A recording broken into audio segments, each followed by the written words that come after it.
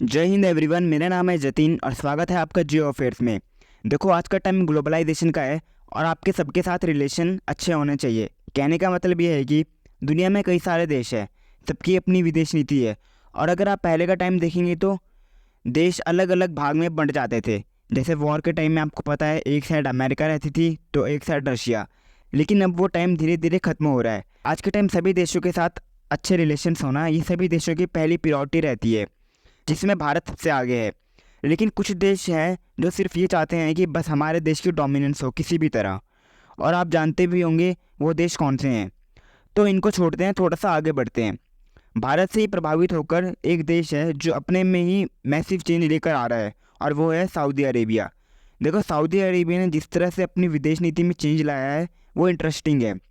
Saudi अरब खुद को international platform में एक इम्पॉर्टेंट रोल निभाते हुए देखना चाहता है। जिस तरह से उसका टूरिज़्म सेक्टर का दुनिया में असर है, उसी तरह वो इंटरनेशनल प्लेटफॉर्म में भी अपना असर चाहता है। 2022 में सऊदी अरब का सिर्फ जो प्रोडक्शन था वो था $1 ट्रिलियन के पार, और ये सऊदी अरब के लिए एक बहुत बड़ी अचीवमेंट थी।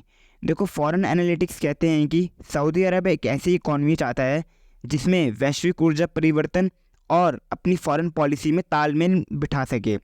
और सबसे बड़ी बात यह है कि यूएसए यानी यूनाइटेड स्टेट्स ऑफ अमेरिका, उसके ऊपर सऊदी अरब कम से कम निर्भर रहना चाहता है।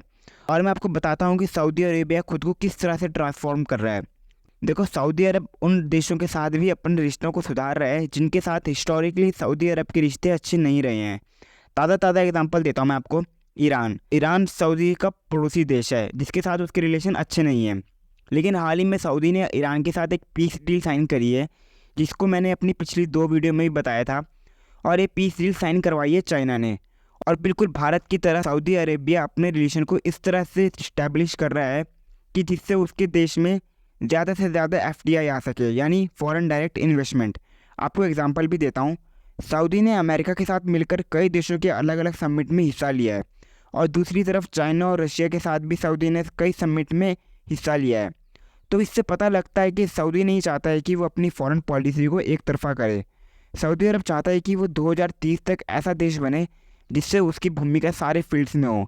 सऊदी अरब का जो रेवेन्यू होता है उसका सबसे बड़ा हिस्सा होता है क्रूड ऑयल। और ये बात आप सभी को पता है कि एक ना एक दिन ऐसा ज़रूर आएगा कि ऑयल ने ख़त्म होना ही है। इसलिए वो अपनी ऑयल पर जो उसकी डिपेंडेंस है उसको कम कर रहा है।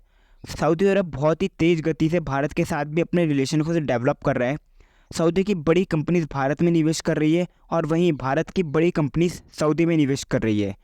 और अगर आपको जानकारी अच्छी लगी हो तो चैनल को सब्सक्राइब कर दीजिएगा और वीडियो को लाइक कर दीजिएगा। तब तक के लिए जय हिंद, जय भारत।